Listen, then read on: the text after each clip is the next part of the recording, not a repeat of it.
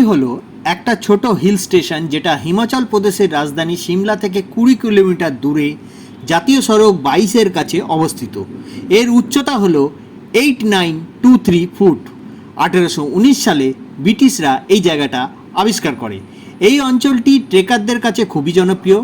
যদি শীতকালে আসেন তবে এখানে আপনি বরফের ঢাকা পাবেন, আর যদি আপনি গ্রীষ্মকালে আসেন তাহলে মন মুগ্ধকর প্যানোরামিক ভিউ, তুষার ঢাকা পর্বত চূড়া, সবুজ ঘন বন, উপত্যকা এবং সুন্দর আবহাওয়া পাবেন।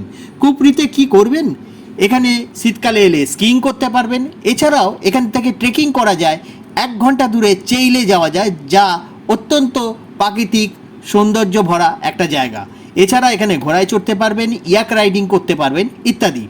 কুফরি কিভাবে পৌঁছাবেন? সিমলা পৌঁছে সিমলা থেকে সড়ক পথে 15 কিলোমিটার দূরে কুফরি চলে আসতে পারবেন যে কোনো একটা গাড়ি বুক করে।